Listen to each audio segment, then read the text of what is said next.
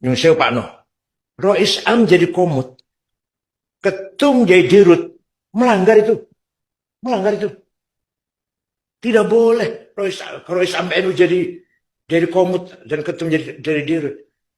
Owner, PBNU itu owner, kalau ada perusahaan, owner menunjuk orang atau yang profesional yang jadi komut dan kita owner, pemilik. Kalau ya, tapi ini komutnya Rois Am, dirutnya ketua umum. Kalau ada masalah, pasti kena ini. Ya kalau TPPU, ormas bisa kena, bisa dibubarkan itu. Kalau pemerintah, kalau hakimnya tega loh ya, NU-nya bisa digugat, bukan hanya orangnya, NU-nya. Kalau TPPU. Assalamualaikum warahmatullahi wabarakatuh. Alhamdulillah kawan-kawan, kembali lagi kita di channel JT Informasi. Untuk sementara saat ini nama channelnya masih dengan channel informasi. Kawan-kawan semua, di video kali ini kita akan mendengarkan kritikan dari Kiai Akil Sirot kepada Gus Yahya dan seputar kepemimpinan PBNU di bawah Gus Yahya. Dan di sini Kiai Akil Sirot juga akan menerangkan hukum tambang, hukum pertambangan yang mana sesuai dengan madhab Imam Syafi'i. Kawan-kawan semua, bagi kawan-kawan NU, semoga dengan adanya keributan ini semoga menjadi bahan introspeksi diri sehingga bertambah takwanya kepada Allah Subhanahu wa taala. Oke kawan-kawan, langsung saja kita simak video Kiai Akil Sirot kritikan terhadap Gus Yahya. Mari kita simak video ini sampai akhir. Saya ingin mengkritik Gus Yahya, ya jajaran Tanfidiyah secara umum. Saya sih nggak akan masuk ke detail, Kak. Mohon maaf sebelumnya. Pertama, terkesan PBNU di bawah pimpinan Gus Yahya eksklusif, tertutup. Padahal kita tahu Gus Dur, Pak Hashim Muzadi, ya saya sendiri sangat terbuka.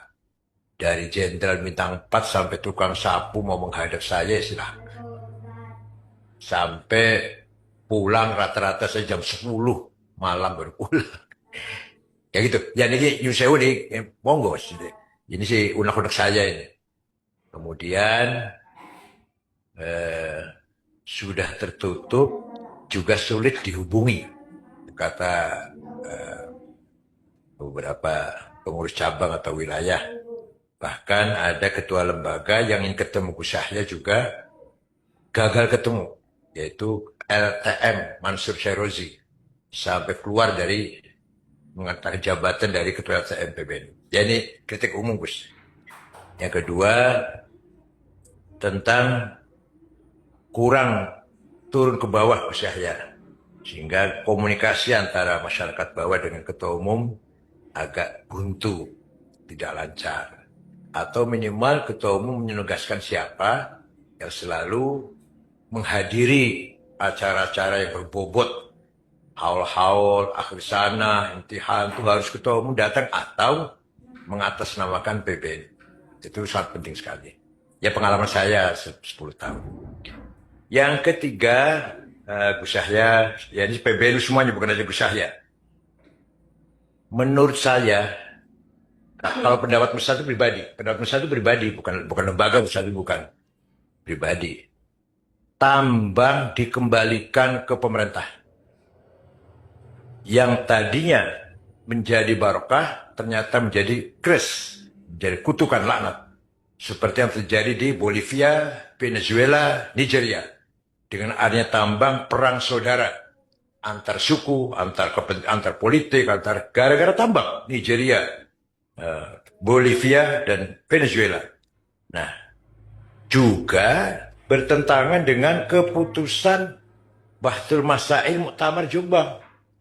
Pertanyaan, bagaimana hukum melakukan eksplorasi kekayaan alam secara legal tetapi membahayakan lingkungan?